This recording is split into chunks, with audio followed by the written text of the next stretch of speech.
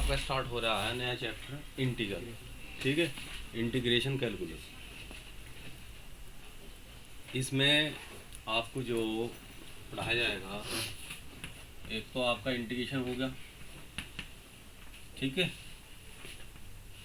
Integral कौन सा है, इंडेफिनिट यानी कि निश्चित समाकलन, ठीक है। दूसरा कराया जाएगा डेफिनिट, डेफिनिट इंटीग्रेशन, और तीसरी चीज आएगी इसमें एरिया ऑफ बाउंडेड रीजन, ठीक है। तीनों ही चैप्टर आपके इसमें है ही। सबसे पहले इंडेफिनिट करेंगे, फिर डेफिनिट करेंगे, फिर एरिया ऑफ बाउंडेड रीजन, ठीक है। और रही आपकी बात, इसमें लगभग 8 से 10 क्वेश्चन आते हैं, इससे आते हैं ना नहीं। अगर इसमें डिफरेंशियल इक्वेशन और जोड़ देंगे तो वो 12 से 12 क्वेश्चन आपके एग्जाम में आते हैं। देखिए ये जो चैप्टर है, कंसेप्ट थोड़े कोई ज़्यादा खास नहीं है, लेकिन इसमें थोड़ा फार्मूले हमें पता होना ज़रूरी है, जो डिफरेंशिएशन के फार्मूले हैं। तो फार्मूलों के लिए आप जो फार्मूले आपको बताए जाएंगे आपकी बुक के अकॉर्डिंग, उन फार्मूलों को एक जगह आपका इकट्ठा लिखना है और उसको डेली आपको रिवाइज करना है। क्योंकि अगर मैं आपसे पूछ लूँ कि इंटीग्रल 1/x² माइनस a² का क्या फार्मूला होता है, बताइए। 1/a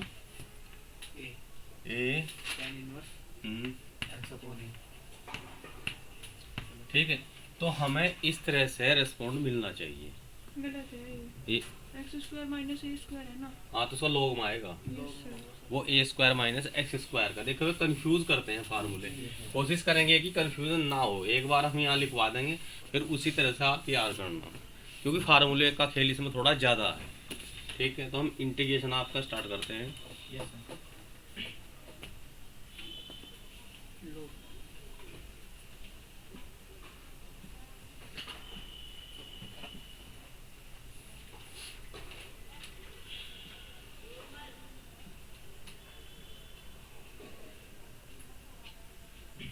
इसके बाद चैप्टर होगा आपको डिफरेंशियल इक्वेशन, फिर coordinate geometry, 3 dimension geometry, vector algebra, statics, probability. ये पूरा जो सेकंड भाग है ना मैथमेटिक्स की, ये वाली बुक है, ये कंप्लीट होनी है।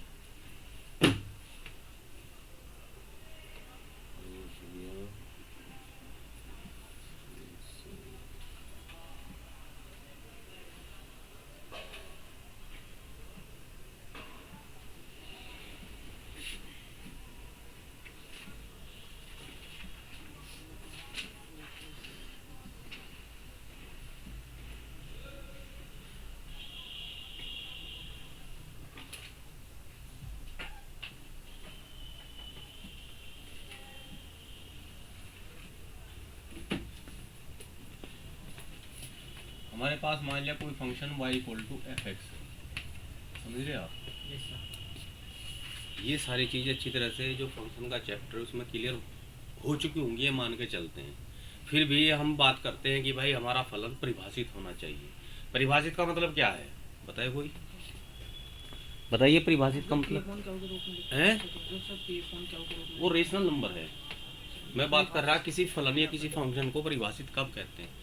किसी फंक्शन को परिभाषित हम तब कहते हैं जब वो हर x के लिए कुछ ना कुछ वैल्यू y रखता हो। ऐसा ना हो कि x की वैल्यू रख रहे y की वैल्यू नहीं आ रही। सिर्फ इसका मतलब क्या होता है, इसका मतलब होता है फंक्शन ऑफ x, यानी कि हो सकता है x² + sin x हो सकता है x² + 2 हो सकता है e⁻x हो सकता है log x + e⁻x हो, प्लस इसमें x भी हो प्लस 2 भी हो सकता है इसमें tan इनवर्स x + ex हो, कुछ भी रैंडमली, यानी कि which is can be right in the form of x। वो फंक्शन है। इस सारे को क्या बोलते हैं, फंक्शन है। बस ये परिभाषित या परिभाषित एक अलग चीज है, क्योंकि हम पहले तो ये समझे ना f(x) हम लिख क्या रहे, इसी को हम फंक्शन ऑफ x कहते हैं। इसे फंक्शन ऑफ x कह दो, या इसे एक y मान लिया हमने, सारी को क्या मान लिया हमने, इसको y इक्वल टू, तो इक्वेशन बन गई। इसको लिखे कि फंक्शन ऑफ एक्स, तो ये हमारा इस तरह का फंक्शन होता है। अब फंक्शन हमारा है y equal to F X. आपने अवकलन सीख लिया। अगर मैं इसका डिफरेंशिएशन करूं, क्या करूं, डिफरेंशिएशन, अवकलन करूं, अवकलन करके हम इसको क्या लिख देते हैं, dy अपॉन dx। ये चीज तो क्लियर है। या दूसरे फॉर्म में क्या लिख देते हैं, या इस फॉर्म क्या लिख देते हैं, इस तरह से हम लिखते हैं। क्लियर। अब ये जो टर्म आई, डिफरेंशिएशन क्या है, a process to differentiate a function, किसी एक फलन का अवकल करना क्या कहलाता है, अवकलन। अवकल करना अवकलन है, ठीक है। इसको जो बोलते हैं, इसको बोलते हैं, यही समझ लो आप, डेरिवेटिव। क्या बोलते हैं, इसको हम बोलते हैं अवकलन, ठीक है। डेरिवेटिव का मतलब होता है अवकलन। क्या है, अवकलन प्राप्त हुआ। क्योंकि जब हम किसी चीज को, जैसे कि हम भाग करते हैं ना, से लिख करके, यहाँ क्या लिखा जाता है, भाज्य, यहाँ भाजक, यहाँ भागफल, और यहाँ आता है शेषफल, ठीक। इसको अंग्रेजी में बोलते हैं डिविडेंड, डिवाइजर, क्वोशेंट, और इसको बोलते हैं रिमाइंडर,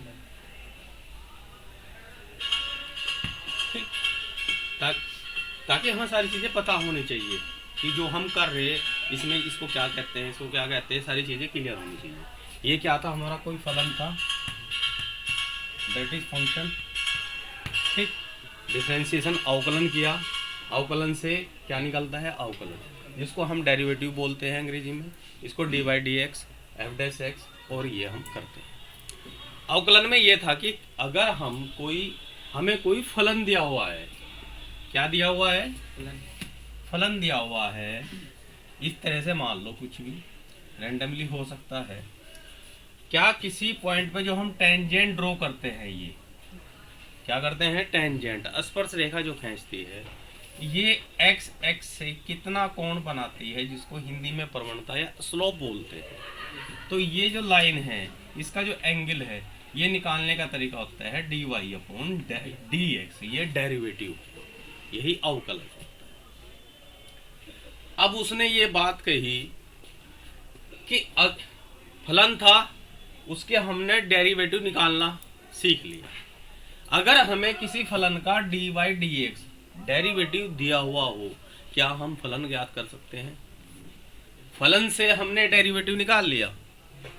अब क्या कोई ऐसी टेक्निक है कि डेरिवेटिव दिया हुआ हो और हम ये निकाल सके कि उसका फलन क्या है, मतलब किस फलन का वो डेरिवेटिव था, क्या फलन ज्ञात कर सकते हैं? तो उसका तरीका क्या है, इसका हम फिर एंटी डिफरेंशिएशन करते हैं। क्या करते हैं? Anti differentiation. इसी एंटी डिफरेंशिएशन को बोलते हैं इंटीग्रेशन, यानी कि इसको बोलेंगे प्रति अवकलन, राइट? इसको बोलेंगे समाकलन। अगर किसी का कोई डेरिवेटिव दिया हुआ हो तो उसका अगर हम समाकलन कर लें तो हमें वो फंक्शन प्राप्त हो जाता है, ठीक। अब जब इसका डिफरेंशिएशन किया हमने, यहाँ डिफरेंशिएशन किया था तो डेरिवेटिव प्राप्त हुआ था, लेकिन अगर किसी का हम इंटीग्रेशन करते हैं तो फिर हमें मिलता है इंटीग्रल। क्या मिलता है? ये है इसका इंटीग्रल। इसी को ही हम बोल देते हैं फिर एंटी डेरिवेटिव। क्या बोल देते हैं? भाई एंटोनियम सिनोनियम्स तो पढ़े होंगे अंग्रेजी में। एंटी का मतलब उल्टा, तो इसको बोलते हैं फिर हम एंटी डेरिवेटिव। ये चीज आपकी क्लियर हुई। ये इंटीग्रल है वो डेरिवेटिव है, ये फंक्शन है वो D by D x derivative निकला। ये सारा प्रोसेस फलन से डेरिवेटिव निकालने को डिफरेंशिएशन बोलते हैं, डेरिवेटिव से फंक्शन निकालने को हम बोलते हैं एंटी डेरिवेटिव। इसी को हम इंटीग्रल बोलते हैं या एंटी डेरिवेटिव लिख लो। इसी को ही हम बोलते हैं प्रीमिटिव। क्या बोलते हैं? प्रीमिटिव का मतलब पूर्वक, जिससे वो आया था। प्रीमिटिव पूर्वक। जैसे हमारे प्रीमिटिव कौन है? हमारे माँ बाप। ठीक, तो इसके ये इस तरह से कई नाम है। अब ये समाकलन क्या बताता है? समाकलन ये बताता है कि अगर हमें ये किसी भी फंक्शन पे कोई टेंजेंट दिया हुआ है तो उस टेंजेंट से हमने फिर ये फंक्शन जुगा तो मिल जाता है। ठीक है, और साथ में अवकलन ये बनाए हुए एंगल के बारे में बताता है, जबकि समाकलन इस ग्राफ के नीचे और एक्स एक्स के बीच का जितना एरिया है उसको रिप्रेजेंट करता है। ठीक है, अवकलन ओनली स्पर्श रेखा जो एंगल बनाती है, यानी कि जो प्रवणता है उसको बताता है किसी पॉइंट पे, और समाकलन पूरे ग्राफ और एक्स एक्स के बीच जो एरिया बाउंडेड है उसके बारे में बताता है। ठीक है, इसे आप जरूर लिख लें एक बार थोड़ा, क्योंकि फिर बाद में कंफ्यूजन होंगी ये चीजें।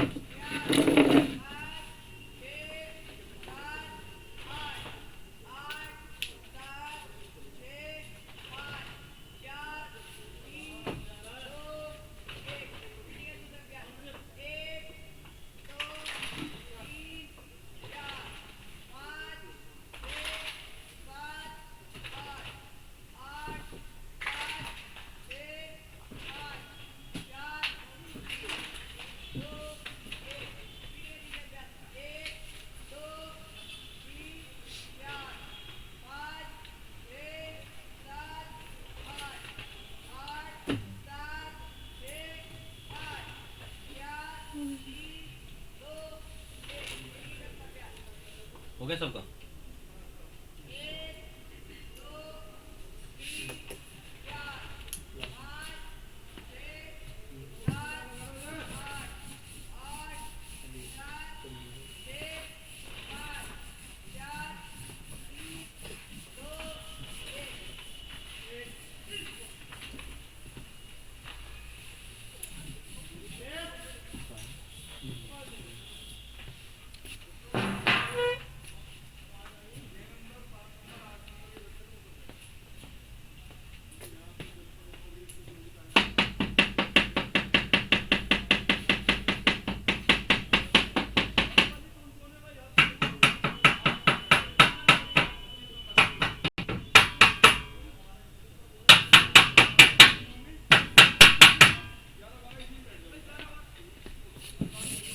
अब हमने सीखा कि जो हमारा समाकलन है वो अवकलन का रिवर्स है, उल्टा है। पढ़ लिया हमने।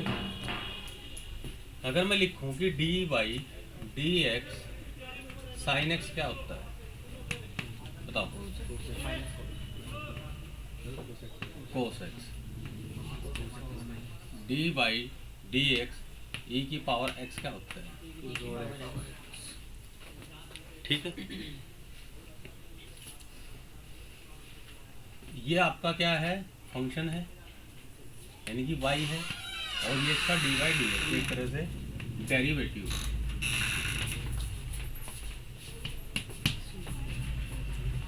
क्या बात, लेट क्यों हो?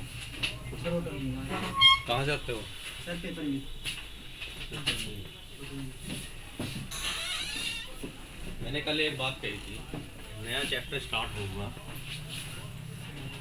टाइम से आना। अभी जो चीज़ मैंने डिस्कस की है वो इतनी इम्पोर्टेंट थी कि एक्सप्लेन नहीं कर सकते, लेकिन इसमें तो सौभाग्य आपका ये मान लो आप कि ये रिकॉर्ड हो रही है, जितना छोटा है उसे एक बार उस पर ज़रूर देख लो।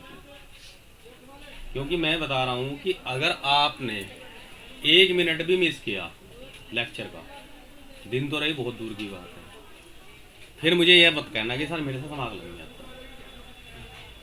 क्लास पूरी अटेंड करो फुल टाइम, 1.5 घंटे की यहाँ होगी और 1 घंटा घर पढ़ लेना, फिर 10 दिन बाद मुझे बताना कि सर मेरे साथ नहीं समाकलन। समझ रहे आप? तो थोड़ा इस चीज़ का आप विशेष ध्यान रखें टाइम का, चाहे भले ही जल्दी निकल जाए घर से। तो हमने क्या कहा था कि अगर किसी का डिफरेंशिएशन करने से हमें एक डेरिवेटिव प्राप्त होता है। अब हमें अगर ये डेरिवेटिव है तो ऐसा कौन सा फंक्शन है जिसका डेरिवेटिव है? साइन एक्स एक डेरिवेटिव है ना, ठीक है, जो हमने बना के दिखाया था अभी। तो ऐसा कौन सा फंक्शन है जिसका ये डेरिवेटिव, यानी कि इससे ये प्राप्त करने को हम क्या बोलते हैं? इंटीग्रेशन बोलते हैं। तो ये है ना हुआ इसका, जिसका ये डेरिवेटिव है cos X derivative of sine X. तो हम इसको ऐसे लिख सकते हैं कि integration cos X D X equal to, ठीक। अभी हम बुक के अगर स्टार्टिंग लेवल पे बात करें तो हम ये साइन अभी नहीं लगाते, तो हम लिख सकते हैं इंटीग्रेशन ऑफ कोस एक्स क्या है? Sine x. इसी तरह हम लिख सकते हैं इंटीग्रेशन ऑफ ई की पावर एक्स इक्वल टू ई की पावर एक्स, लिख सकते हैं। समाकलन के क्वेश्चन किसी ने किए हैं आप में से आज तक? किस ने किया? हाथ खड़ा करना, ठीक, बैठ जाओ। जब भी हम समाकलन करते हैं सी लगा देते हैं, क्यों लगाते हैं? हाँ वो तो मुझे पता है। निश्चित को निश्चित बनाने के लिए, निश्चित को निश्चित बनाने के लिए।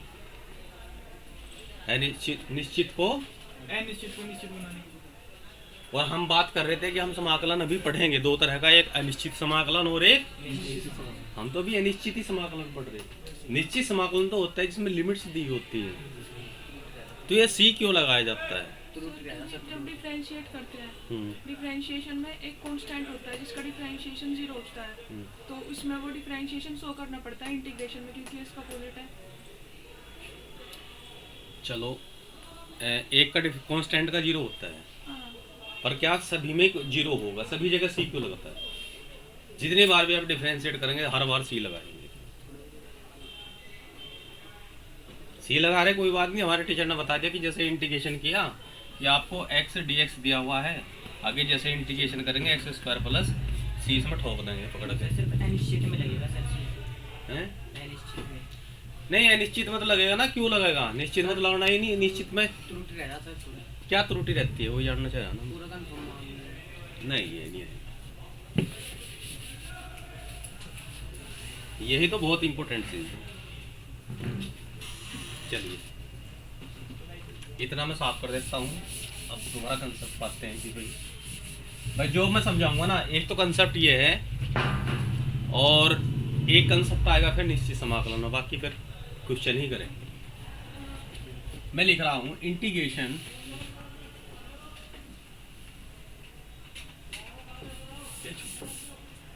डिफरेंशिएशन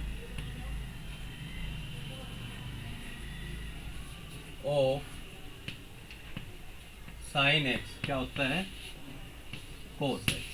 ठीक है, ये हमारा क्या है, फंक्शन, ये क्या है, डेरिवेटिव। अब जो तीन आए इनके ऊपर गुजारा होगा, इतना समझ में नहीं आ रहा होगा इनकी। अगर मैं लिखूं अब इंटीग्रेशन ऑफ कोस एक्स क्या आ गया, इंटीग्रेशन या कहूं anti derivative, anti derivative of cos X equal to, यानी कि कोस एक्स जिसका डेरिवेटिव है वो फलन साइन एक्स। क्लियर हो गया? चल अब एक काम करता हूं मैं,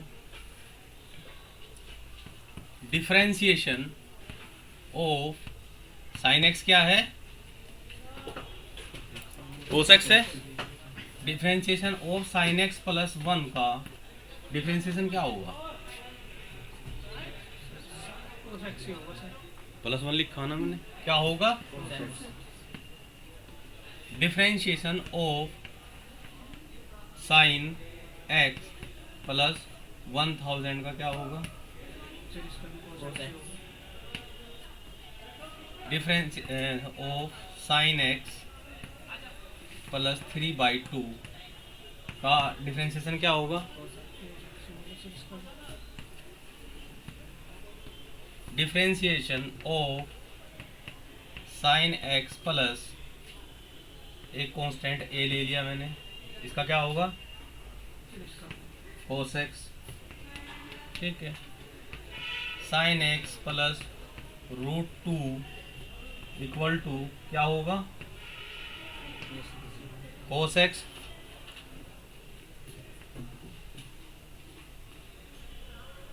कुछ समझ में आ रहा? क्या समझ में आ रहा?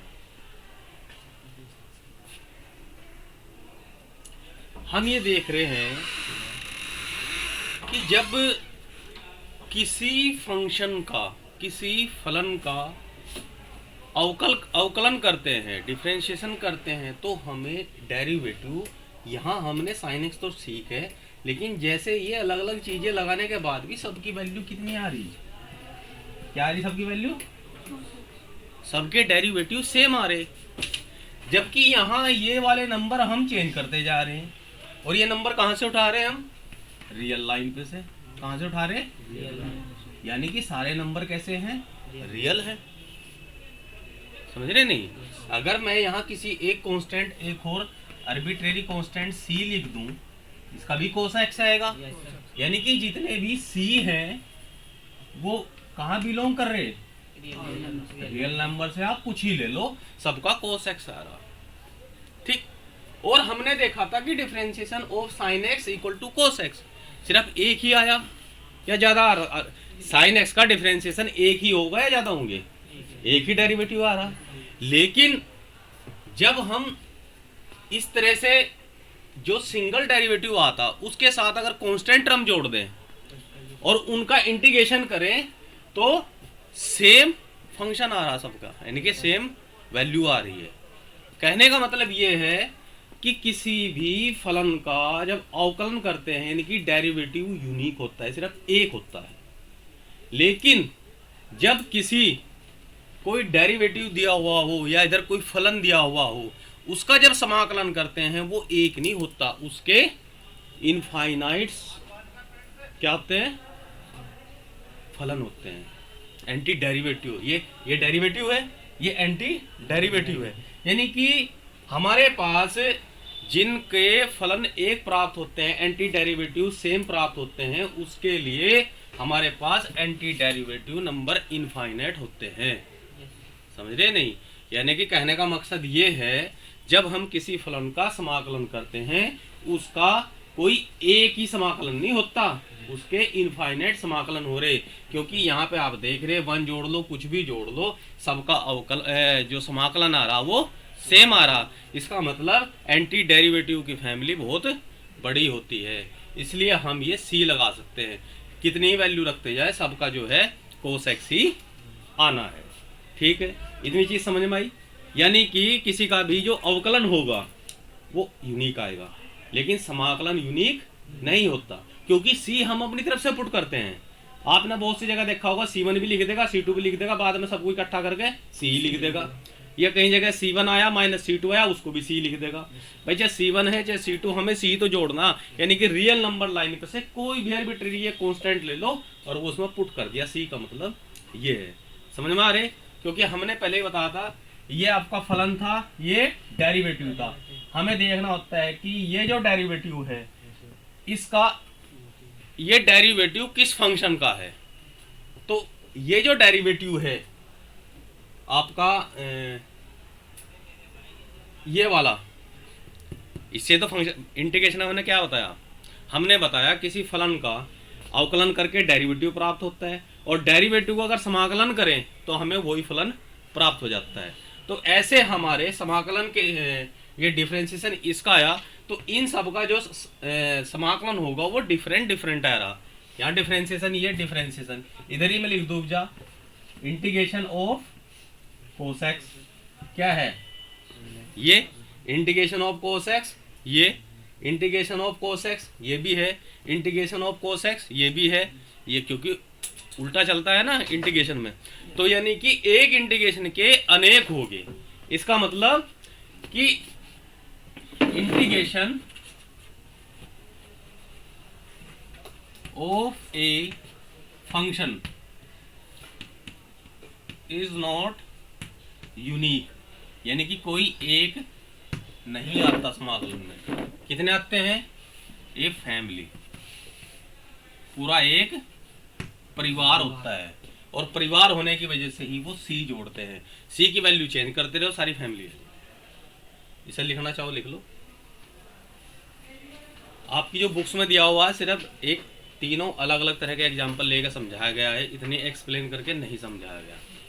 और स्कूलों में तो कोई नहीं बताता नहीं, वो तो सीधे फार्मूले पाते हैं।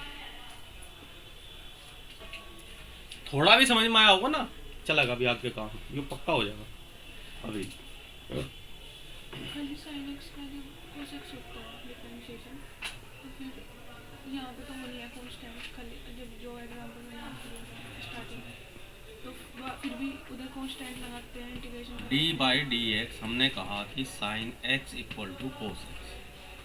अब आप समझो, हम यहाँ आप दो बात साथ लेके चलो कि जो है डिफरेंशिएशन और इंटीग्रेशन दोनों क्या हैं, रिवर्स हैं एक दूसरे के। ठीक है, उल्टे होते हैं ना, लिखना बाद में। अगर हम किसी फलन का या फंक्शन का डिफरेंशिएशन कर रहे हैं तो हमें एक डेरिवेटिव मिला। क्या कोई टेक्निक है कि इस डेरिवेटिव से हम फलन निकाल सकें? हमने कहा है एक टेक्निक है, वो है इंटीग्रेशन। ठीक है, तो जब हम यही इसको लिख सकते हैं कि differentiation of sine x equal to क्या है, cos x, और ये दोनों क्या है, रिवर्स। तो इसका मतलब क्या हुआ कि इंटीग्रेशन ऑफ cos x क्या हो गया, लिख सकते हैं ना। ये तो बात सही है, लेकिन हम एक चीज और भी देख रहे हैं कि अगर हम differentiation of sine x plus c लगा के करें, उसका भी cos x आ रहा, आया नहीं? तो इसका मतलब integration of cos x equal to sine x plus c भी है। अपनी तरफ से हमने जोड़ दिया ना। ये भी बात सही है, और single sine x cos x वाली भी सी है। तो इसका मतलब समाकलन एक तो नहीं आया, समाकलन बदल रहे। अब मैं सी की जगह 1 2 3 इनफाइनाइट तक कुछ ही लिखते चले जाऊं, समझ रहे हैं आप? पहले इतना लिखो, मैं से दोबारा फिर एक्सप्लेन करूंगा। वैसे इसे दोबारा एक्सप्लेन हाँ थोड़ा सा करूंगा, फिर उसके बाद मैं आता हूँ ज्योमेट्रिकल रिप्रेजेंटेशन ऑफ इंटीग्रेशन पे, फिर देखूंगा कैसे समझ में नहीं आया आपकी।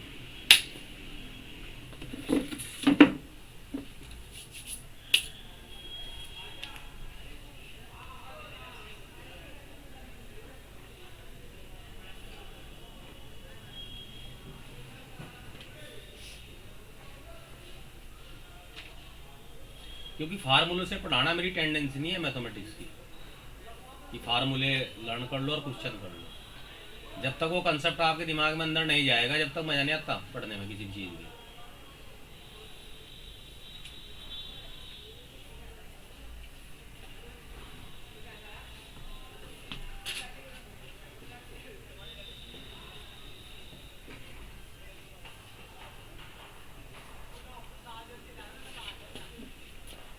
यहीं पे इसमें आगे आप एक लाइन और बढ़ा लो, आप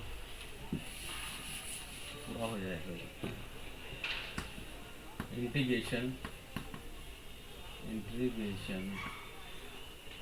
of cos x equal to sin x, integration of cos x equal to sin x equal plus 1000, integration of cos x equal to 3 sin x plus 3/2, integration of cos x equal to sin x plus a, या integration of cos x equal to sin x plus a, या integration of cos x equal to sin x plus c। यहाँ देख रहे हैं ना cos x के integration जो हैं बहुत सारे आ रहे हैं, सिर्फ एक से अवकलन सबका एक है, यानी कि c की वैल्यू आप कुछ भी रखते चले जाओ, क्या अवकलन बदल रहा है, इसका डिफरेंशिएशन बदल रहा, लेकिन इंटीग्रेशन अलग अलग हो रहा। क्वेश्चन आया कुछ समझ में? Yes sir.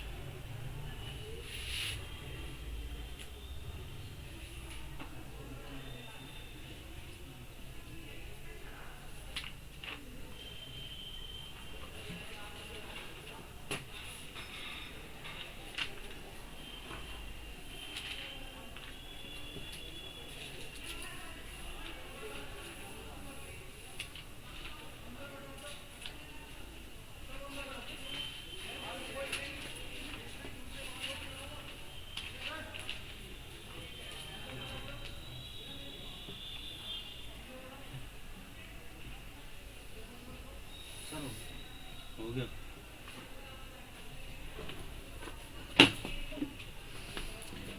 तो किसी भी फलन का अवकलन यूनिक होता है या बहुत से होते हैं? किसी भी फंक्शन का जब डिफरेंशिएशन करते हैं वो एक आता है या ज्यादा आते हैं? डिफरेंशिएशन नहीं आता है सर, और इंटीग्रल क्या करें?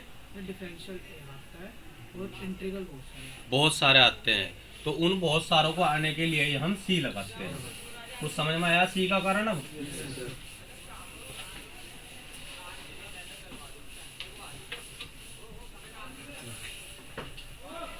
चलिए, अब मान लिया हमारे पास एक फंक्शन है F X equal to X, ठीक है। अगर मैं इसका इंटीग्रेशन करूं, integration of F X equal to आएगा एक्स स्क्वायर प्लस सी आएगा, अपॉन 2 आएगा, एक्स स्क्वायर अपॉन 2। 2 आए तो 2 खत्म करने के लिए हम यहाँ भी ले लेंगे। हमें चाहिए ना ये फालतू का लफड़ा 1 2 3 के साथ कुछ भी, ठीक है। ये आ गया।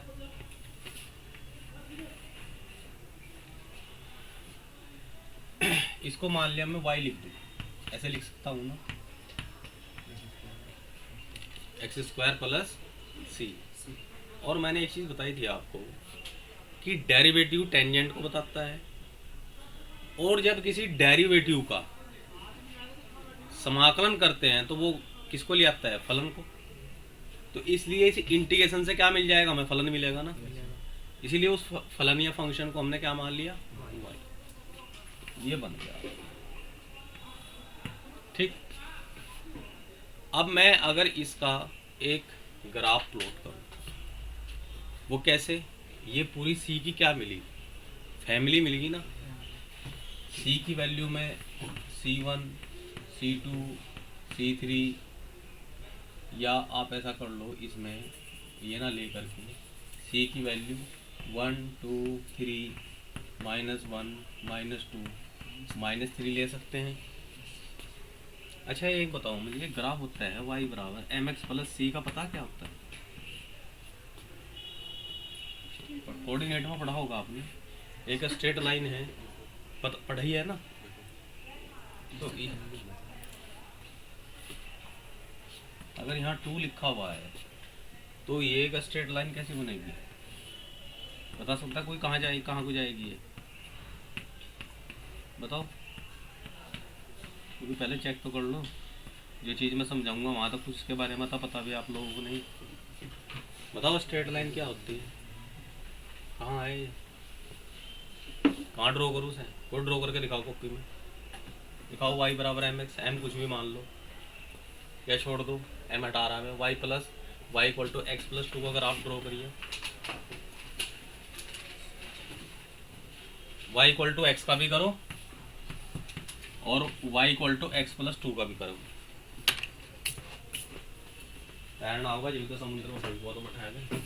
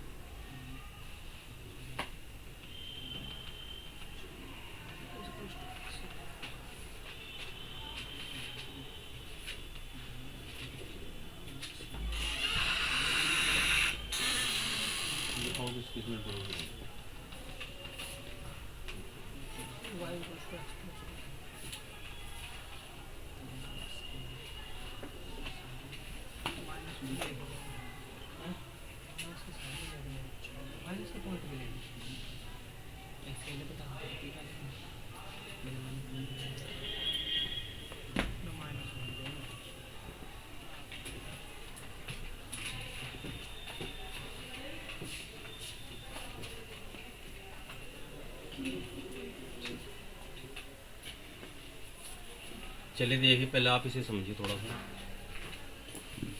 समाकलन पर फिर आएंगे, पहले से कोऑर्डिनेट हो जाओ। देखिए y equal to M X plus C जो होती है एक स्ट्रेट लाइन होती है, क्या होती है, जिसको हम सरल रेखा बोलते हैं, ठीक है। यहाँ m क्या है, इसका स्लोप है, यानी कि प्रवणता है। क्या है प्रवणता, क्या होती है, x एक्स से बना कोण का इसको बोलते हैं, वो निकालते हैं tan थीटा से निकलती है, यानी कि एक फार्मूला ही होता है m equal to tan theta. अब इसका अगर मैं y बराबर M X plus C, C क्या है, y एक्स पर कटा अंतःखंड, intercept part on y axis, ठीक है। इसका ग्राफ ये बनता है कि ये एक्स एक्स है, वाई एक्स है, एक ऐसी स्ट्रेट लाइन जो एक्स एक्स से तो थीटा एंगल बना रही है, ठीक, और यहाँ अंतःखंड आपका ये सी काट रही है। तो ये किसका ग्राफ होगा, y बराबर एम एक्स प्लस सी। अगर सी नहीं है तो फिर ये कहाँ से पास होगी, 0 0 से, ठीक है। अब यहाँ अगर सिर्फ y इक्वल टू एक्स है तब भी 0 0 से होगी, क्योंकि m की जगह कितना हो गया, 1। m क्या होता है, 1 वैल्यू किसकी होती है, tan 45 की, ठीक। tan theta equal to tan 45, theta equal to कितना आएगा, तो बीचों बीच जाएगी ना यहाँ से, यानी कि ये एंगल 45, इधर ही 45, पूरा क्वाड्रेंट 90 डिग्री, तो उसके बीचों बीच से जाएगी ना, ठीक है। अगर 60 होगी थोड़ी झुक जाएगी, ऐसे हो जाएगी, 30 होगी और ऐसे हो जाएगी, तो अलग अलग कंडीशन है। अब मैं लिखूँ y equal to X plus 1, फिर दूसरा x plus 2, x plus 3, x plus 4, 4 straight line है, कहाँ हो जाएंगी, ये में 1 2 3 4, ठीक। एक ऐसे जाएगी, दूसरी ऐसी जाएगी, तीसरी ऐसी जाएगी, ये ऐसा, समझ में आया। ये 11 12 का नहीं है, ये 9 10 का है, ये 11 12 का है। ये कोऑर्डिनेटर में चिंगाड़ मार जाओगे अगर इतना बेसिक नहीं पता, तो सोचोगे भागेंगे, तो भागा कहाँ से, भागने का रास्ता नहीं मिलने का, समझ रहे आप। y equal to X square, इसका ग्राफ क्या बनाएगा बताओ मुझे, किसका है ये, कल बताया था ना, अगर पैराबोला है x की पावर 2 है तो किसके सिमेट्रिकल होगा, किसके सम्मित होगा, x x के या y x के, y x का होगा ना। y equal to 4ay equal to X square है, इसका पैराबोला कहाँ बनता है, ठीक। लेकिन जैसे ही इसमें कुछ कांस्टेंट ऐड हो जाएगा, वो कांस्टेंट कहाँ जाएगा, ऐसा यहाँ भी, ये तो क्या है, क्योंकि इसमें c की वैल्यू क्या है, 0 है। अगर c की वैल्यू 1 2 3 बदलती चली जाएंगी तो हो सकता है पैराबोला यहाँ बने, यहाँ बने, यहाँ बने, इस तरह बनेगा ना अलग अलग, क्योंकि यहाँ कोऑर्डिनेट में बनूंगा तो फिर अपना कैलकुलस भूल जाऊंगा फिर। तो अब इसके मैं ग्राफ प्लॉट करने की कोशिश कर रहा हूँ, जो कि बहुत इंपॉर्टेंट चीज़ है, तो समझ लो बस आप। सी की वैल्यू माइनस भी लूंगा, प्लस भी लूंगा, ये भी लूंगा, तो डेफिनेटली मैं 0 भी लूंगा। अगर सिर्फ है y equal to X square, तो एक पैराबोला बनेगा, ये बन जाएगा। x इक्वल टू सी की वैल्यू 1 लूँ तो एक पैराबोला, यहाँ पे मैं 1 2 3 4 ले लूँ, ऐसे इधर -1 -2 -3 -4, दूसरा पैराबोला बन गया। सी की वैल्यू 2 ली तो ये बन गया, सी की वैल्यू लूँगा तो ये बन गया, यहाँ सेंटर से जाते हुए ऐसे ही, ठीक। ऐसे ही जब यहाँ से लूँगा तो ये बन गया, क्या हो रहा है, सी की वैल्यू तो बदल ली बस, क्या कुछ और बदल रहे भाई? जो हमने किसी इसका समाकलन किया था, समाकलन करने पे सी की वैल्यू बदल रही बस। सिर्फ इसका क्या है, क्या पैराबोला की शेप बदली, सिर्फ क्या बदली, पोजीशन, पोजीशन ही उसकी चेंज हुई। चलो ये भी लाइन है, मान लिया मैं यहाँ ए लिख दूँ, बी लिख दूँ, कॉन्स्टेंट है सी या 1 2 3 लिख दूँ, और x इक्वल टू ए, यह लाइन कौन सी है, x इक्वल टू ए। जब मैं इसको a मान लूँ तो हम क्या देख रहे हैं कि x इक्वल टू ए पर इन सभी पे मैं अगर टेंजेंट ड्रॉ करूँ, कर रहा ना ये मैं, यस सर। ये टेंजेंट किसको रिप्रेजेंट करते हैं, डी वाई। डीएस। क्या टेंजेंट का स्लोप अलग अलग है, सबका सेम है, सेम है ना? बताओ स्लोप सबका जो है एंगल एक्स एक्स से बना एंगल सबका सेम है, अलग अलग है, सबका सेम है। तो इसलिए किसी फलन का अवकलन तो से यूनिक एक ही होता है, क्योंकि सबका टेंजेंट एक ही है। लेकिन समाकलन क्योंकि सबकी पोजीशन अलग अलग चेंज होगी, शेप चेंज नहीं हुई।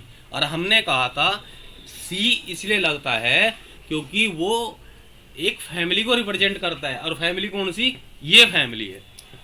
ये हमारा फलन है कौन सा, y equal to X square plus 4, ये है X square plus 3, X square plus 2, X square plus 1, ये X square minus 1, X square minus 2, X square minus 3 and so on चल रहा है।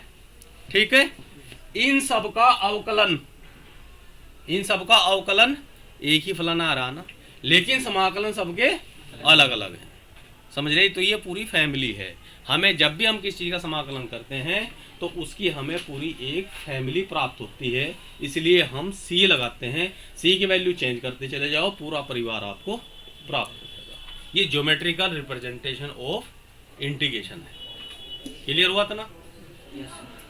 या इससे ज़्यादा कुछ और भी समझाना रह रहा है इसमें? किसी भी फलन का जब हम डिफरेंशिएशन करते हैं तो वो यूनिक मिलता है, लेकिन जब हम किसी फंक्शन का इंटीग्रेशन करते हैं तो एक पूरी फैमिली मिलती है। उस फैमिली को रिप्रेजेंट करने के लिए हम कांस्टेंट सी को ऐड करते हैं। ये सी की कहानी है, ये इसका ज्योमेट्रिकल रिप्रेजेंटेशन है, क्योंकि इसके संगत हमें पूरा एक फैमिली मिल रही है। लेकिन क्यों फैमिली मिल रही, वो हमारा इंटीग्रेशन है। और जबकि जो ये टेंजेंट है जिसको हम डिफरेंशिएशन बोलते हैं वो सभी का सेम है, टेंजेंट नहीं चेंज हुआ, तो इसलिए डिफरेंशिएशन यूनिक है। और ग्राफ हमें अलग अलग पोजीशन पे चेंज हुए हैं, वो पूरी फैमिली हमारी इंटीग्रेशन की है। इतना इसमें से नोट करना चाहो कर लो। बाय द वे डायग्राम आपकी बुक में बना हुआ भी है, लेकिन आज तक नहीं देखा होगा। देखा है किसी ने? आपने भी की 12th? Have you ever seen that?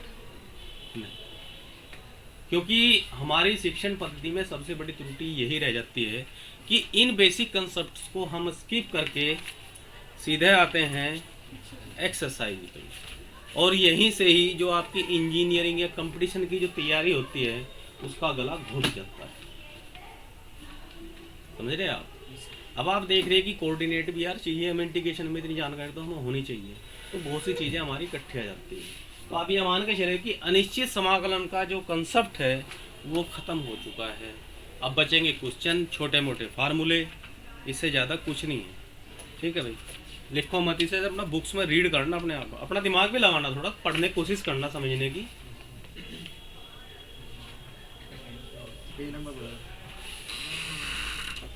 जैसे ही आप इंटीग्रेशन का चैप्टर खोलोगे तीसरे चौथे पेज पे ही है, ज़्यादा नहीं है, सभी बुक्स में होगा। ठीक है, अब हमने पढ़ा था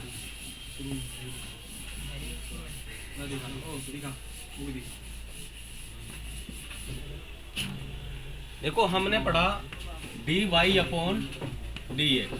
फंक्शन था हमारा y equal to F X. हो सकता है कि यहाँ की जो स्पीड हो वो आपकी क्लास से तो काफ़ी तेज होगी, वहाँ तो घिसर घिसर के चलते हैं, यहाँ वो काम नहीं चलने का, क्योंकि मैंने आपको बता दिया कि 10 लेक्चर में मुझे कितना कराना है, समझ रहे। और ऐसा भी नहीं होगा कि जो मैं यहाँ कराऊंगा आपकी समझ में ना आए, ऐसा भी नहीं होने का। यहाँ हम लिखते हैं अगर कोई फंक्शन है y equal to F X फलन है, ये डी वाई डी एक्स लिखा गया, इसका मतलब differentiation With respect to of y with respect to x। ठीक, इसी के एंटी अगर मैं ऐसे लिख दूं, इसका मतलब क्या है, integration of F X with respect to x चलता है। अब इसका मतलब ये नहीं है x की जगह y भी लिख लूं, मर्जी है मेरी भाई, मैं तो अपने घर से लेकर आया था x को, मैं तो y भी लाऊंगा z भी लाऊंगा, कुछ भी ले लूं। तो यहाँ dy लिख दिया, क्या integration of function y with respect to y। ठीक, क्योंकि ऐसी चीजें कहीं कंफ्यूजन करे, कहीं u भी आ जाएगा, v भी आ जाएगा, z भी आ गया, t भी आ गया, आते रहो, t भी ऐसा ही मारे दिया था, ऐसा ही भाई, काम तो वही करेगा। अब कुछ मोटे मोटी सी फार्मूले हैं, देखो अब मैं जो सुझाव दूंगा, जो मैंने अपने तरीके से मैंने अपने हमेशा कभी तैयार किए फार्मूले, क्योंकि देखो अगर आप डिफरेंशिएशन के भी करोगे और इंटीग्रेशन के भी करोगे तो गलतियां होंगी। पहले डिफरेंशिएशन वाले टोटल लर्न कर लो और फिर इसका अपोजिट अपने आप इंटीग्रेशन हो जाएंगे। तो फोकस एक पे करो, क्योंकि सबसे ज़्यादा फंसाता है डी वाई डी एक्स और कोस एक्स, क्योंकि इसका क्या होता है, माइनस होता है। ठीक, फंस गया आपको integration sine x D x, तो इसका क्या आएगा, माइनस कोस एक्स हो जाएगा। तो मेरी सलाह तो ये है कि डिफरेंशिएशन के पर्पज से बुक्स में जैसे दिए हुए आपके सबका D by D x learn करें पहले अच्छी तरह से। जब डी बाई डी एक्स हो जाए तो बस वहीं का वहीं अपने माइंड में ही रिवर्स करो, वो हो जाएगा आपका इंटीग्रेशन का।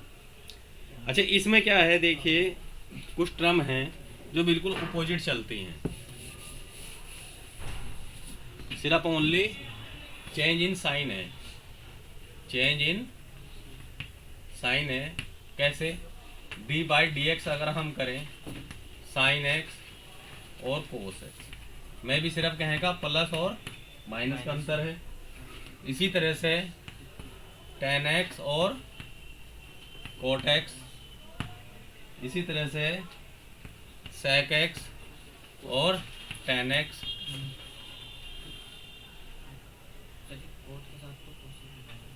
क्या, अच्छा टेन के साथ क्या करें, आप समझ नहीं रहे। D by D x of sine X क्या है, प्लस का कोस एक्स, और D by D x cos x क्या है, माइनस का sine x.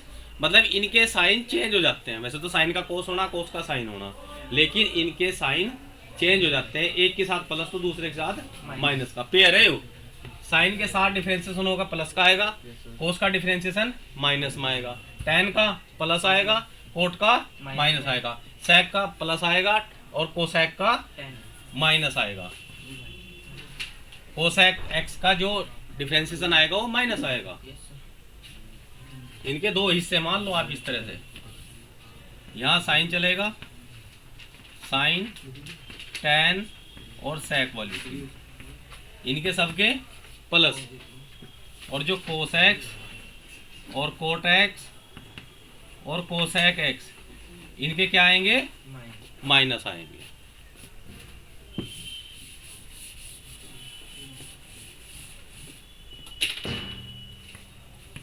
D by D X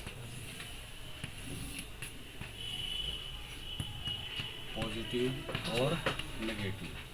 sine x का डी बाई डी एक्स कैसा आता है, पॉजिटिव, टेन एक्स का, सेक एक्स का,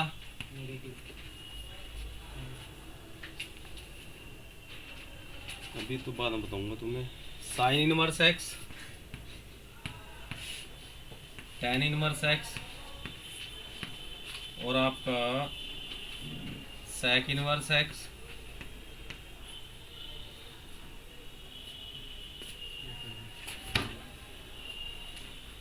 साइन टेन सेक। ठीक, जब इनका हम डिफरेंशिएशन करेंगे सबका पॉजिटिव है। कोस, कोट, कोसेक, इसी तरह से कोस इनवर्स, कोट इनवर्स और कोसेक इनवर्स इनके नेगेटिव होंगे। ये भी नहीं कर सकते तो ये कर लो, इतना भी नहीं हो रहा तो इतना कर लो। ये इसका इनवर्स चले गए, ये इसके ऑपोजिट, ये इसके इनवर्स के ऑपोजिट हो गए। भाई इतना ध्यान रख लो कि साइन टेन सेक STS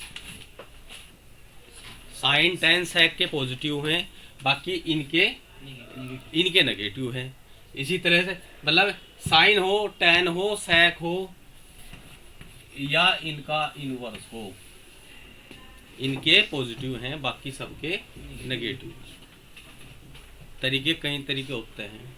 जब कंपटीशन की तैयारी करते हैं ना, और जब GS पढ़ते हैं, GK पढ़ते हैं, बहुत सी चीज़ें हमें इतनी पसंद करती हैं कि हमें कोई ना कोई एक शॉर्टकट ट्रिक बनानी पड़ती है, फॉर्मूले मजबूरी है। क्योंकि जब डेटा को हम लर्न रखें, बहुत बड़ा डेटा है, तो उसको हम लर्न कैसे करेंगे? कुछ ना कुछ फार्मूले बनाएंगे, ट्रिक बनाएंगे।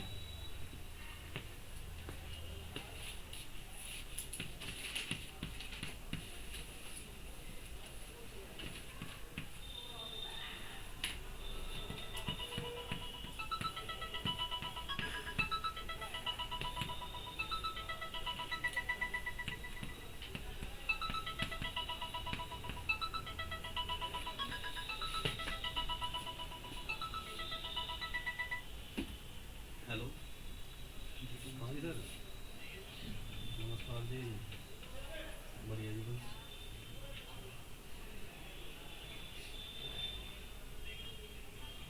हाँ, कंपलसरी है, बहुत ज़रूरी है।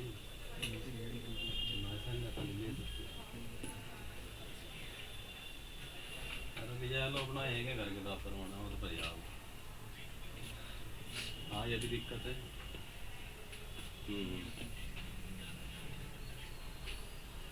देखिए क्या आ गया, दोबारा उठते थे काम चली गई।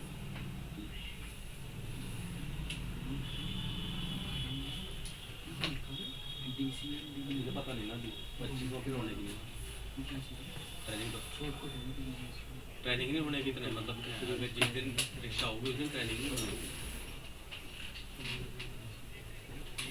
बस ऐसा ही है एक्चुअली। थी तो है 21 तारीख से, अब 21 में आएगा SPLB का प्रोग्राम, पिछले 22 में अगर भाग लेगा और कहाँ जाएंगे इसको। ठीक है, ठीक है।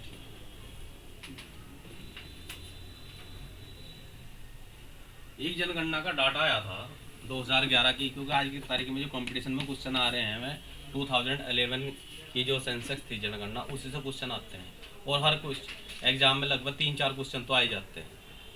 ठीक है, तो मैंने ये शायद सिटीजन के हिसाब से या किसी के हिसाब से, मैं तो भूल गया क्योंकि मैंने फार्मूला बनाए हुए लगभग 10 साल से ज़्यादा हो ली। तो मैंने एक फार्मूला बनाया था कि किसका कौन सा ऑर्डर है, कि सबसे ज़्यादा डेंसिटी है शायद महिला की या एजुकेशन की, कुछ इस तरह का, या नगरीकरण में सबसे ज़्यादा कौन से है। तो उस हिसाब से मैंने बनाया था। अब मैंने सिर्फ इतना याद किया था, DCL DDP गोमित के दादा मामू। ठीक है, मैंने इसकी फुल फॉर्म क्या है, दिल्ली, चंडीगढ़, लक्षद्वीप, दमन दीव, पुडुचेरी, गोवा, मिजोरम, तमिलनाडु, कर्नाटका, दादरा नगर हवेली और महाराष्ट्र। इनका ऑर्डर था पूरा का पूरा, क्योंकि कंपटीशन इतना खराब है कि साला टॉप 5 को भी छोड़ देगा, कहीं से बीच में से पूछ लगा, दे दिए कि गोवा, मिजोरम, तमिलनाडु और दादरा नगर हवेली का ऑर्डर बताइए, असेंडिंग या डिसेंडिंग। तो इस तरह की ट्रिक बनानी पड़ती है। आपको एक और बताऊं मैं, चलो जब यहाँ आए गए, साइन कोस टेन हम पढ़ ही रहे हैं। जैसे हम एक राइट एंगल ट्रायंगल लिखते हैं ना, ये एंगल थीटा है, ये परपेंडिकुलर, ये बेस और ये हाइपोटेन्यूज यानी कि लंब आधार कोण। हमें कहते हैं कि साइन, कोस और टेन की जो ट्रिग्नोमेट्रिक रेशो है, साइन थीटा बराबर क्या होता है, लंब बटे कोण। कोस थीटा बराबर बेस अपॉन 90 आधार बटे कर्ण और tan परपेंडिकुलर बाय डी। ये होता है। इंग्लिश वालों का अलग फंडा है, हिंदी वालों का है अलग है। लाल बटे का चला रहा राशि निकालते हैं। लेकिन आप ये सोचो, जब हमें कहीं इसका यूज करना होता है तो हमें माने tan का यूज करना, तो हम पहले लाल पढ़ेंगे, फिर काका पढ़ेंगे, फिर उनको बटे करेंगे, तब इस पाएंगे। वो क्या है कि बार बार उसी चीज़ को करना पड़ता है। उससे बचने का सिर्फ तरीका एक मैंने इसमें बनाया है। ये तो हमें फिगर इतनी बड़ी कॉम्प्लिकेटेड तो है नहीं। दिस अपॉन दिस, ये आपका साइन है, ऐसे एरो बनाओ, ये आपका कोस है। इस पे साइन लिखिए, इस पे आप कोस लिखिए। इस फिगर को माइंड में कीजिए कि जो परपेंडिकुलर अपॉन लंब बटे कर्ण है वो साइन है, ऊपर गया साइन, नीचे से आया कोस, और ये भाई साहब tan है। इस फिगर को ध्यान रखिए, क्या लाल बटे काका की जरूरत है फिर? This sine cos tan। कर लो 5-7 बार 10 बार प्रैक्टिस, तो लाल बटे काका से आपका पीछा छूट जाएगा। जितने इमेजेस से पढ़ोगे, फिगर से पढ़ोगे, वो उतना ही स्टेबल होता है। रटने से कोई भी फैक्ट है ज्यादा दिनों तक याद नहीं रहते। रट्टाफिकेशन is not allowed in deep study.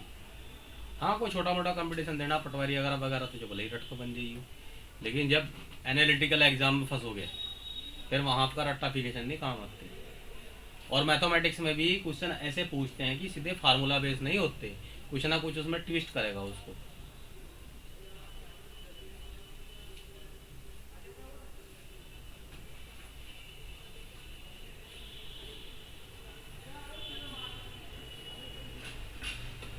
क्योंकि कभी कभार मैं फार्मूले पूछ लिया करूँगा तो फिर तुम्हें अच्छा नहीं लगने का। इतनी बड़ी क्लास होने के बावजूद भी आप पूछने लोगों आप ना बताओ तो अच्छी बात नहीं होने की। प्लस माइनस का ही थोड़ा चेंज है, ज़्यादा बड़ी चीज़ नहीं।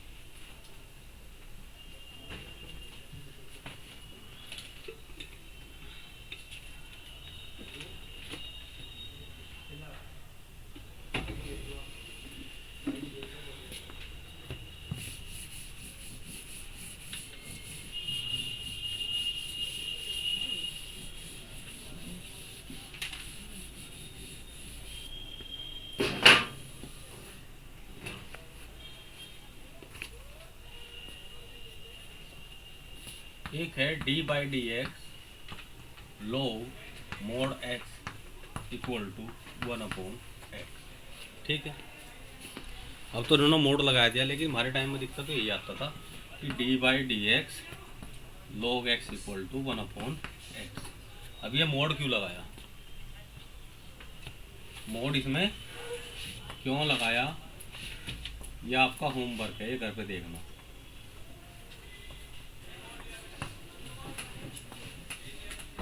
ठीक है,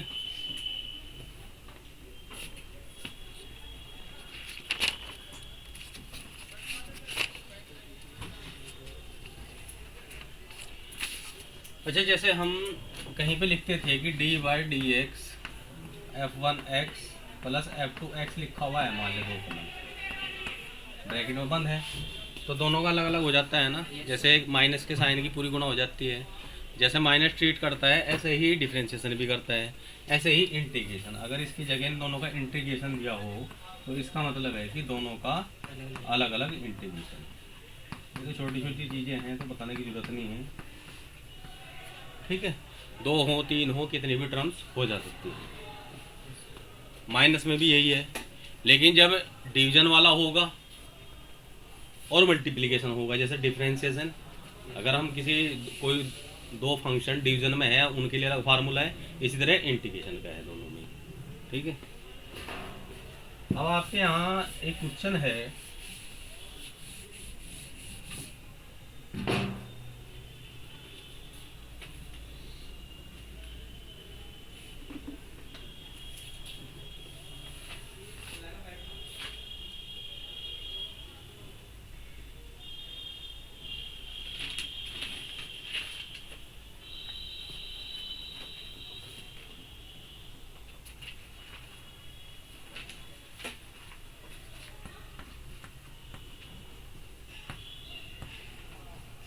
निरीक्षण विधि का उपयोग करते हुए निम्नलिखित फलनों का प्रति अवकलज ज्ञात कीजिए। है ना क्वेश्चन? कर देते हो आप लोग इसको? निरीक्षण विधि का प्रयोग करते हुए इसका हमें एंटी डेरिवेटिव निकालना है। कैसे निकालते हैं? इमेजिन करना पड़ेगा ये किसका वो है डिफरेंशियल। क्या करना पड़ेगा? इमेजिन y के बराबर रखो से। चलो y equal to cos 2x। अब क्या करूं?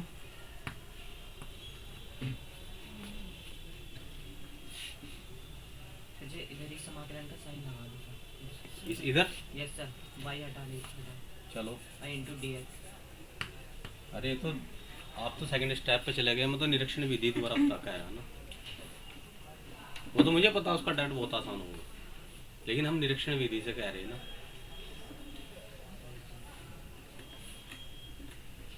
ये पहले इसका फॉर्मूला खोल के cos 2x सर। क्या फार्मूला बताओ? 2 cos 2x।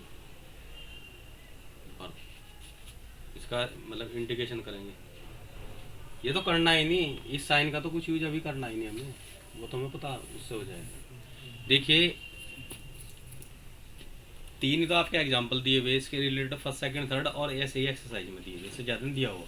ये सिर्फ इस चीज़ के लिए दिया गया है, जब हमने शुरू में बताया था कि अगर कोई function y equal to F X है, जब इसका हम डिफ्रेंशिएशन करते हैं तो हमें dy dx प्राप्त होता है, और इसका जब हम इंटीग्रेशन करते हैं तो हमें वो फंक्शन मिलता है। समझ रहे आप? कोई फंक्शन था,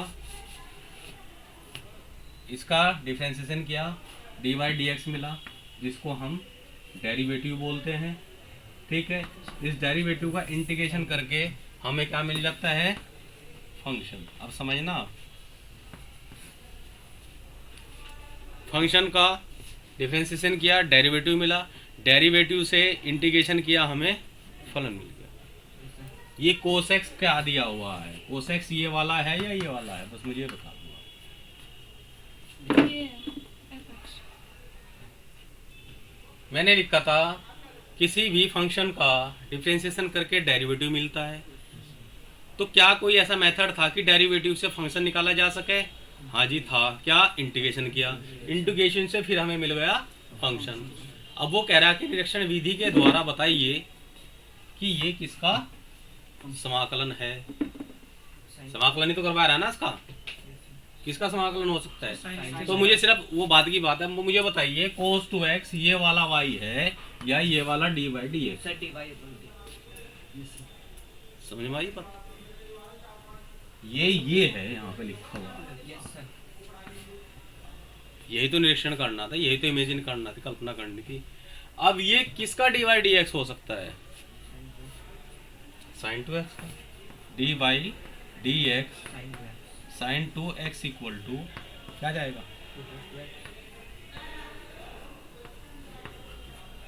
लिख सकते हैं, हम जानते हैं, लेट वी नो। ठीक है, cos 2x का निकालना तो उसे लिख दो cos 2x equation 1/2 dy dx sin 2x कर दूँ, इसी को ऐसे लिख दूँ dy dx sin 2x upon 2 कर दूँ। तो cos 2x किसका इंटीग्रेशन है? sin 2x upon 2। ये क्वेश्चन करना, दिमाग यहाँ चलेगा ना। समझ में आई बात? करंट कैसे होगी बेटा? अब तक तो यही समझ में नहीं आता कि cos 2x ये वाला है या ये वाला हो। अगर मैं वो स्टार्टिंग कंसेप्ट ना बताऊंगा आपको तो आज तक कभी इस चीज़ पर विचार ही नहीं किया होगा कि डेरिवेटिव क्या है, एंटी डेरिवेटिव क्या है और इंटीग्रेशन क्या है। ठीक है, वो तो आसान काम है। ये जो है ये तो हलवा, क्या है हलवा? cos थीटा का क्या हो? sin थीटा माइनस का आएगा प्लस का? Minus sir, minus. पक्का है? देख लो, sin 2x हो गया upon dy dx 2x that is 1/2 sin 2x आ गया। ये हो गया ना? ये तो सिंपल है, करना है तो करना आसान है। यही तो दिक्कत है ना। पूरा 1 घंटा 10 मिनट मेरे लेक्चर को हो गए चलते हुए, हो गए ना। अब मैं वहां आया हूं जहां से 12th की क्लास स्टार्ट करते हैं, समझ रहे आप। 1 घंटे से इतनी झग मारने के बाद अब मैं वहां पहुंचा हूं जहां से टीचर पढ़ाना शुरू करते हैं। चाहे आप जाके कोचिंग सेंटर में देख लो, जाके जो पढ़ा रहे होंगे अच्छे अच्छे टॉपर से भी, जो बढ़िया पढ़ने वाले मैथमेटिक्स होंगे, क्यों भाई तू सारी ये चीजें कोई पढ़ाएगा, बताओ मुझे। अब समझ में आ रहा कि इंटीग्रेशन क्या होता है। घर पे काम जरूर करना, दो चार क्वेश्चन जरूर करोगे तो आराम से हो जाएगा, क्योंकि अब फार्मूलों का काम शुरू हो गया।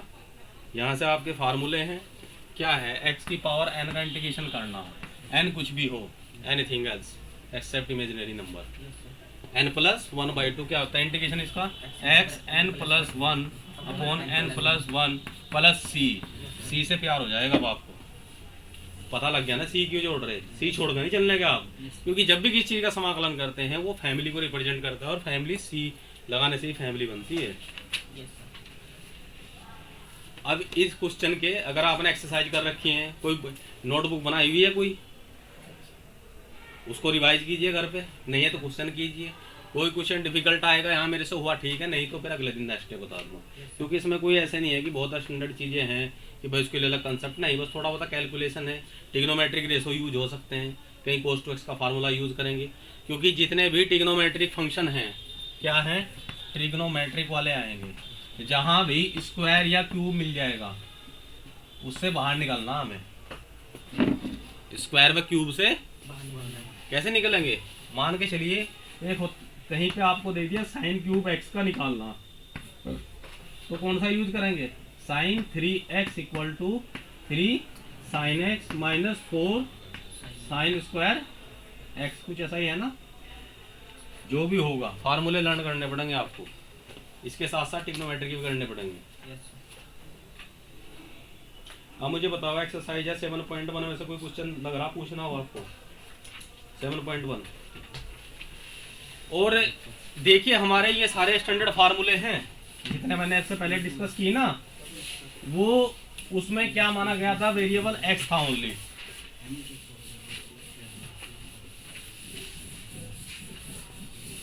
क्या माना गया था वेरिएबल, जितने भी फार्मूले हैं साइन कोस टैन के सारे वेरिएबल x था। ये उनके लिए फार्मूले ऑलरेडी प्रूव किए हुए हैं कि d/dx of sine x equal to क्या होता है, कोस x। लेकिन अगर x की जगह वेरिएबल कुछ और आ गया, x के दाएं बाएं जुड़ जाओ या अपोन में जुड़ गया, फिर उसको कैसे मान के करते हैं हम, t मान के करते हैं। तो ऐसी स्थिति में अगर वेरिएबल x के अलावा 2x भी हो गया तो डिफरेंशिएशन करते समय उस 2x का भी एक बार डिफरेंशिएशन मल्टीपल में करेंगे, गुणा में। कैसे, मान लें d/dx साइन 2x, इसको तो एक बार दिमाग में x मान लो सारे को, साइन x का क्या हो गया, और इस वाले को जो भाई साहब को हमने माना था इसका d/dx करेंगे मल्टीप्लीकेशन में इनटू करके, ठीक है। तो क्या आएगा 2 cos 2x, ये डिफरेंशिएशन में है। अगर यही कंडीशन ये वाली इंटीग्रेशन में हो तो साइन 2x का इंटीग्रेशन क्या होगा, cos 2x अपॉन d/dx में यहाँ पे होगा इसका, समझ रहे। तो क्या हो जाएगा ये 1/2 cos 2x। डिफरेंशिएशन में जिसको हम एज्यूम करते हैं मल्टीपल में करते हैं, और इंटीग्रेशन में उसको अपॉन में करते हैं।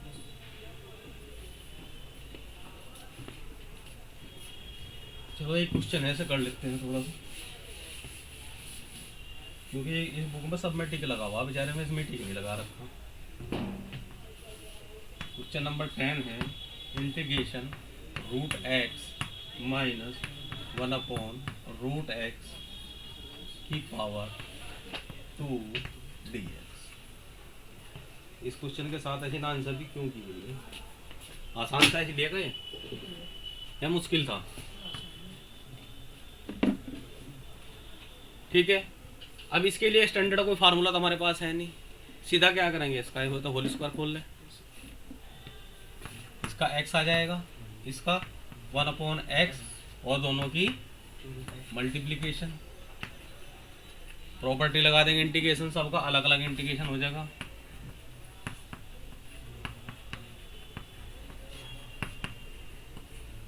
ऐसे लिख दो, ये 2 को अंदर लिख दो, ठीक। इसका इंटीग्रेशन क्या आ जाएगा, एक्स स्क्वायर अपॉन इसका log mod x, नहीं सर जी आपने इसका होल स्क्वायर खोला है ना, root X minus one upon root X का, हाँ तो सर इसमें तो प्लस आएगा ना फिर। अच्छा ये वाला, यस सर। चलो इससे तो कुछ नहीं। इंटीग्रेशन ऑफ 1 अपॉन x का क्या होगा, log x ही आएगा ना। Yes sir. और इसका इसका 2x। जैसे ही ये साइन गायब होएगा वैसे ही सी आ जाएगा, ठीक है। इसका एक तरीका और भी है, ये तो मैंने इकट्ठा सी जोड़ दिया, एक्चुअल में क्या है ना, ये किया प्लस C1, ये किया प्लस C2, ये किया प्लस C3, क्योंकि एक के नाम का एक आता रहेगा ना, फिर हम इनको सब तीनों को अलग अलग लिख के सबको फिर रिप्लेस इससे कर सकते हैं, लेकिन वो करने की जरूरत ही नहीं, बस एक सी एक ही बहुत है। किसी भी चीज़ में जहर तो थोड़ा ही बहुत हो, जरूरत थोड़ी अलग अलग मिला भाई, इसमें भी अलग अलग किसी के खाने में ना डाल कर ठा के जहाँ खाना बन रहा है उसी में डाल दो, बस सब जगह अपने आप चले जाओगे, समझ रहे। अब भाई एक्सरसाइज आपकी 7.1 कंप्लीट मान के चलिए, कल फिर कराता हूँ। इसमें मैं प्रतिस्थापन द्वारा समाकलन, आंशिक भिन्नों में वियोजन, खंड से समाकलन, मुश्किल से ये मान के चलिए एक्सरसाइज 7 पॉइंट कहाँ तक चलते हैं हम, 3, 4, 5 और 11 भी नहीं, 7.5 और ये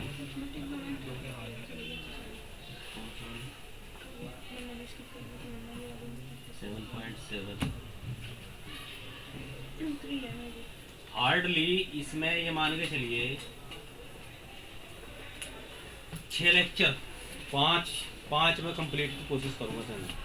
कहाँ तक, 7.7 तक। Yes sir. उसके बाद 2 लेक्चर डेफिनेट इंटीग्रल के और 2 एरिया बाउंडेड रीजन के। हाँ बताओ भाई कौन सी एक्सरसाइज थी, 7.3 है सर। खोल कर देख लो ना, बुक्स तुम्हारे पास रखी। अरे तुम इंग्लिश में बना दूंगा उसकी, तुम मुझे सिर्फ एक्सरसाइज देख लो। डिफरेंशिएशन का नंबर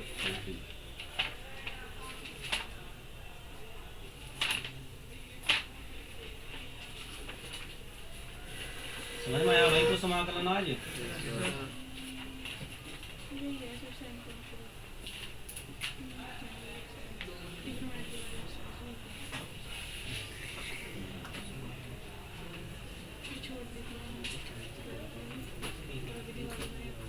हाँ कोई नहीं भाई, कल आपको साइन ये लर्न करने हैं, साइन 2x का फार्मूला, कोस 2x का, साइन 3x का, कोस 3x के, ये लर्न होने चाहिए। साइन 3x, कोस 3x, इसी के साथ वो पढ़े फार्मूले, sine C plus sine D वाले फार्मूले, या sine A plus sine B वाले, ट्रिग्नोमेट्री के टोटल फार्मूले कल मुझे दिखाओगे आप। किस किस के दिखाओगे, डिफरेंशिएशन के, ट्रिग्नोमेट्री के। ट्रिग्नोमेट्री में चाहे वो साइन A प्लस B का फार्मूला हो, साइन A माइनस B का हो, sine C plus sine D का हो, समझ रहे नहीं, क्योंकि वो हमें ज़रूरत पड़ेगी। कोई बताएगा मुझे 2 साइन A कोस B का फार्मूला क्या होता है?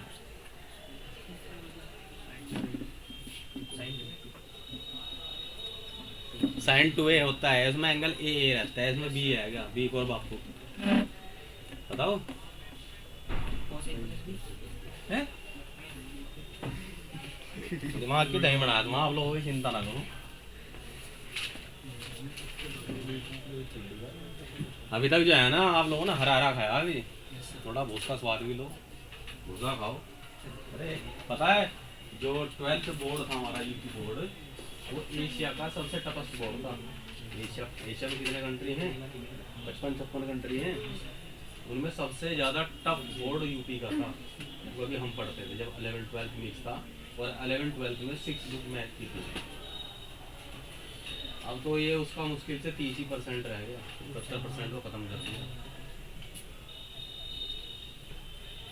इसका होता है साइन ए प्लस बी प्लस साइन ए माइनस बी। ये होता है। अब पूछोगे सर इसकी क्या जरूरत पड़ रही। अगर मैं आपको दे दूं इंटीग्रेशन ऑफ साइन 3x और साइन x dx, इसका कैसे निकालूं?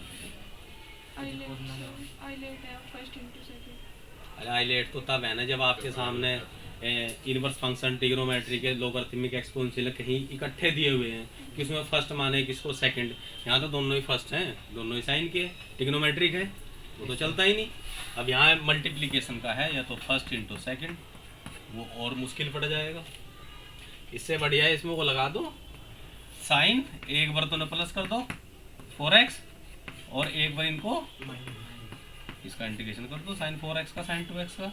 इसका क्या जाएगा cos 4x अपॉन 4 और साइन 2x अपॉन 2। भाई अगर आपको अच्छी तरह से लर्न होंगे फार्मूले तो फिर आपके लिए आसान हो जाएगा। तो इसलिए रगड़ना तो पड़ेगा भाई, अगर आपको मेहनत करके कुछ सीखना है। अब देख लो काम डबल बढ़ गया, ट्रिग्नोमेट्री के भी फार्मूले लिखने हैं सारे और ये भी लिखने हैं। वो तो मत लिखना 90 प्लस थीटा 90 माइनस थीटा, वो मत लिखना। सिर्फ ये इस तरह के sine 2x sine 3 sine a plus B sine a minus B वाले, ये सारे आप इनको कंपाइल्ड कर लें, ठीक है।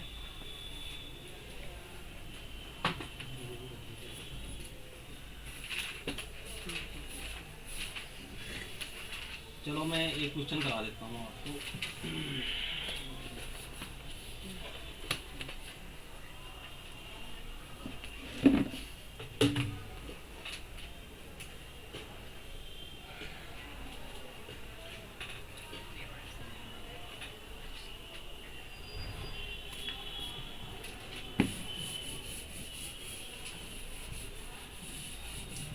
एक क्वेश्चन आया हुआ 2019 में एंड ये सेकंड में हुआ है। दिया हुआ है function of x equal to X square plus 2x minus 5 and gx equal to 5x plus 3 if hx equal to 5fx minus x gx, then what is the derivative of hx? इसका क्या निकालना? Derivative, hx का derivative, derivative of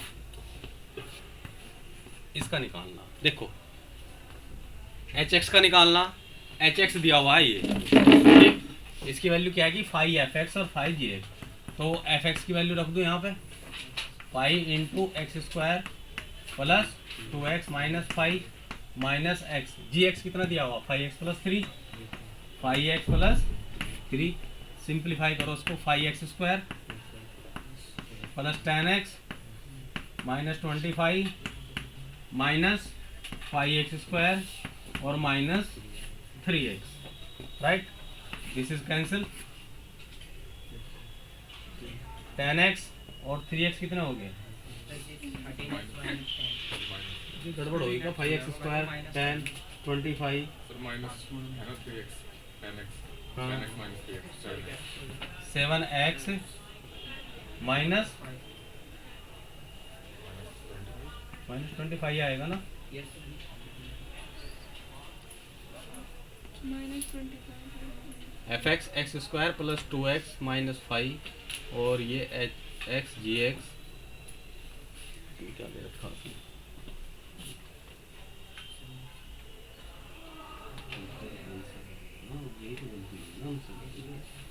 ये 3x नहीं है भैया, ये 30 बनेगा, इसमें ये दिया हुआ है आपका, ये 5x प्लस 3 ना हो के ना, ये 30 है, ये 30 है, ये कितना हो गया 30x, तो ये कितना आ जाएगा 40x आओगे माइनस 20x आओगे और माइनस 25। एच एस फंक्शन बन गया ना हमारा। Yes sir. इसका निकालना डेरिवेटिव। Yes sir. क्या करें, डिफरेंशिएट। इसका भी डिफरेंशिएट क्या आएगा, -20, यस और इसका 0। तो आंसर क्या आया, -20। खुशियाँ मनाओ, इंडिया का क्वेश्चन समझ में आएगा तुम्हारी।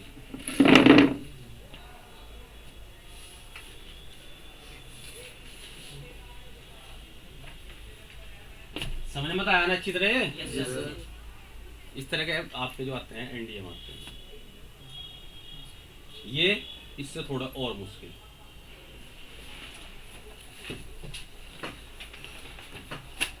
आज की क्लास इतनी, जो काम दिया गया वो तो लर्न कर लो, क्योंकि अगर आप फार्मूले लर्न नहीं करोगे तब बात नहीं बनेगी।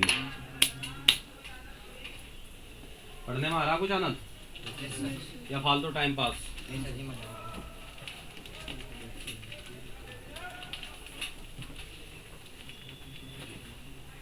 यहाँ मजबूरी है कि मुझे ये इतना कंटेंट जो है 10 दिन में पूरा करना पड़ रहा है, 10 लेक्चर में। अगर मुझे इस कंटेंट के लिए मेरे हिसाब से अगर 12th में 1 महीना पढ़ाई जा सके, यस सर।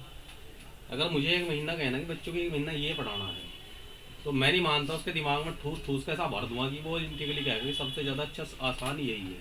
वो इसमें चैप्टर में लिखा है कि ये चैप्टर जो है बच्चों के लिए बहुत मुश्किल लगता है बच्चों को, समाकलन।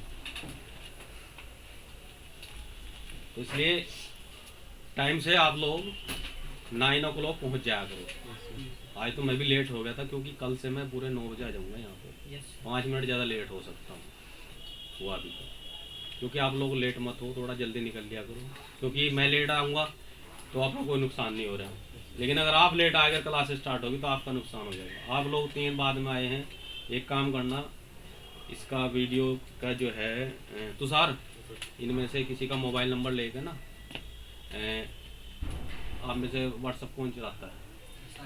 सारे चलाते हैं ना, तो सारे इनमें से किसी एक का एडमिन बना दो, और वो एडमिन बन जाएगा ना, तो उस व्हाट्सअप ग्रुप में जो एनडी वाला आपने बना रखा है, इन सबको ऐड कर दो, ठीक है? तो उसमें जो है जब ये लोग ऐड हो जाएंगे, तो जैसे ये वीडियो आती है ना, तो मैं उस पर डाल दूँगा। वैसे ये गूगल पर यूट्यूब पर सर्च करोगे ना, Abhyudaya coaching classes Saharanpur maths class, सारी आ जाएंगी। तो वहाँ ज़रूर देखना, ये अपना स्टार्टिंग हुआ ना जहाँ से 15-20 मिनट की, उस पर ज़रूर देखना। और फिर इसको जो आज मैंने पढ़ने के लिए दिया, आपको क्या दिया कि लोग में मोड क्यों आता है, वो देखना है होमवर्क में। दूसरा जो ग्राफ मैंने आज समझा, ज्योमेट्रिकल रिप्रेजेंटेशन, वो घर पे पढ़ना है। दूसरे फार्मूले आपको रिटर्न करने हैं सारे, डिफरेंशिएशन के भी और आपको ट्रिग्नोमेट्री के भी, ठीक है भाई?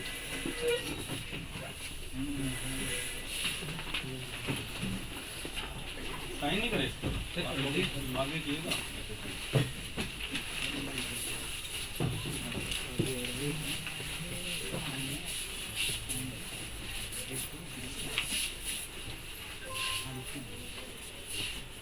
अरे कोई एक जन लिखवा दो यार।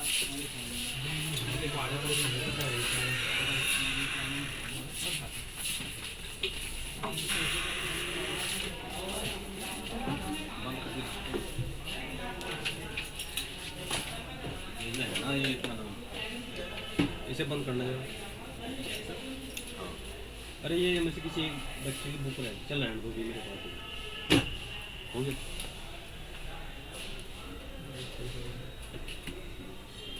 यहाँ लाओ कर इसका, अरे यहाँ लाओ ना इसको कर इसको।